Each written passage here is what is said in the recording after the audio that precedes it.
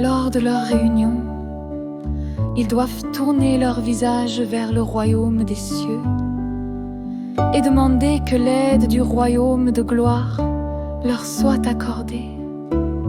Puis ils doivent faire preuve d'un dévouement, d'une courtoisie, d'une dignité, d'un souci et d'une modération. Extrêmes dans l'expression de leur point de vue, en toute matière, ils doivent rechercher la vérité et ne pas insister sur leur opinion personnelle, car leur entêtement et leur obstination aboutiront finalement à des discordes et à des querelles, et la vérité demeurera cachée. Les membres honorés de l'Assemblée sont appelés à exprimer leurs propres pensées en toute liberté. Et il n'est absolument pas permis à l'un des membres de minimiser l'opinion exprimée par l'un de ses collègues. Non, il doit plutôt exposer la vérité avec modération. Et s'il surgit des divergences entre les diverses opinions qui ont été énoncées, une majorité de voix devra prévaloir.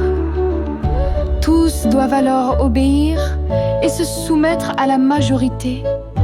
Au cours de la réunion ou en dehors de celle-ci, il n'est pas non plus admis que l'un des membres honorés de l'Assemblée fasse objection à une décision adoptée par cette dernière ou qu'il la censure, même si la décision incriminée n'est pas appropriée, car ce genre de critique empêcherait une décision.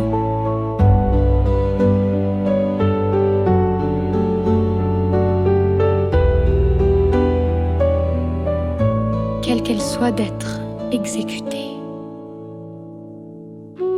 En résumé, pour toutes les choses décidées dans un esprit d'harmonie, avec amour et pureté d'intention, le résultat, c'est la lumière. En revanche, s'il subsiste la moindre trace de mésentente ou d'éloignement, le résultat ne sera que ténèbres et encore ténèbres. S'il s'efforce de remplir ces conditions, les membres seront assurés de recevoir la grâce de l'Esprit Saint, et cette assemblée deviendra le centre des bénédictions divines. Les armées de confirmation divine viendront à son aide et ses membres recevront, jour après jour, une nouvelle effusion de l'Esprit.